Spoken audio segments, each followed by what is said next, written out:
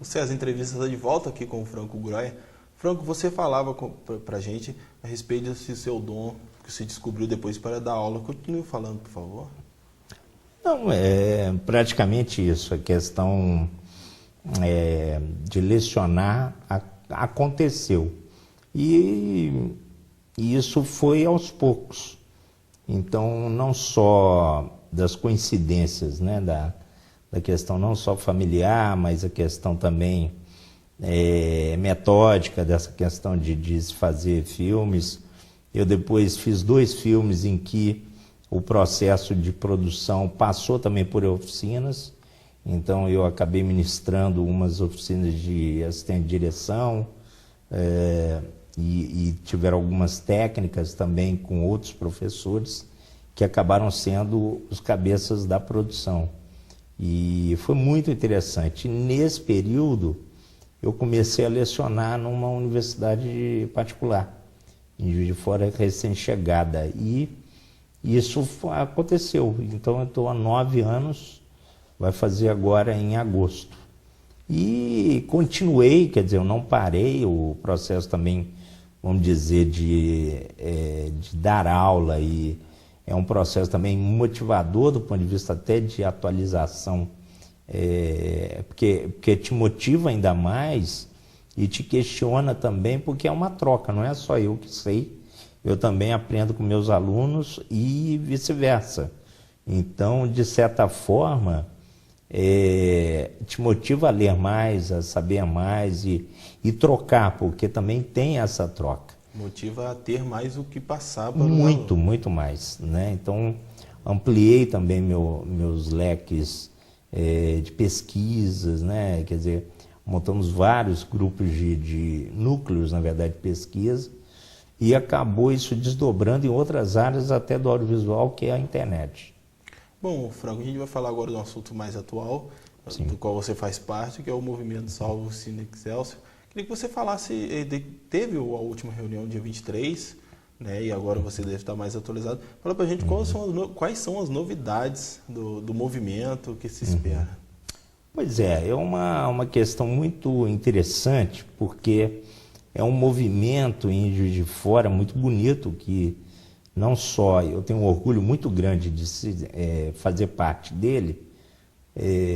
Muita gente fala, eu sou líder. Eu não sou um líder, eu sou um dos caras que pensam o patrimônio em Juiz de Fora. Mas, antes de tudo, o meu orgulho é por ser ali uma casa, né, uma extensão praticamente de qualquer cinéfilo, né? Era a grande sala, né? E eu digo era, mas do ponto de vista dele estar fechado, porque muita gente passou a falar do Excelsior como um cinema extinto. E isso, o movimento tem quase 17 anos, né, quase fazendo 18 na verdade, desde o fechamento da sala oficialmente falando em 94. Então esse movimento, ele tiveram diversas cabeças, diversas pessoas, e que estiveram ligadas intrinsecamente ou com aquele espaço ou fora dele também. E hoje, com o advento, né, da internet, as mídias sociais, né, essa questão do compartilhamento, né, das informações, criou um novo fôlego real para o movimento. E a iminência da perda do espaço, que era um absurdo, né? A gente está discutindo o fechamento de um espaço para dar lugar a um estacionamento. Isso é um ultraje em qualquer município, em qualquer cidade que se preza. Ele já foi palco de festival de cinema. Sim, nacional. Percussor em Minas, né? O Juiz de Fora teve um grande ápice cultural no final da década de 60, com festivais da canção, da música popular brasileira, né, em consoante com o que havia em Rio de São Paulo, e não sendo uma capital. Então isso é muito importante. A proximidade com o Rio de Janeiro, né, a efervescência cultural que passava pela zona da Mata Mineira, e o cinema também teve 2 festivais percussores, né? Eram festivais nacionais, cinema brasileiro. Glauber Rocha ganhou o prêmio, né, em Terra em Transe. Então, quer dizer, não foi qualquer filme, ou um filme menor do Glauber. Né? Foi um grande filme, cinema, né? Um grande marco, um grande ícone. Enfim, Jabor também, Arnaldo Jabor, com um grande filme que deu a grande visibilidade para ele enquanto diretor, que era Opinião Pública, né? Que dentro daquele momento também político do Brasil, ele também estava criticando e mostrando a real da nova rapaziada, né? Entre aspas, da moçada da Zona Sul Carioca, e que era totalmente alheia às questões políticas nos quais a ditadura estava fazendo pelo país. Então, a Zona Sul Carioca, da praia, da Bossa Nova, enfim, e filmes contestadores, inclusive grandes clássicos da literatura brasileira, como Menino de Engenho.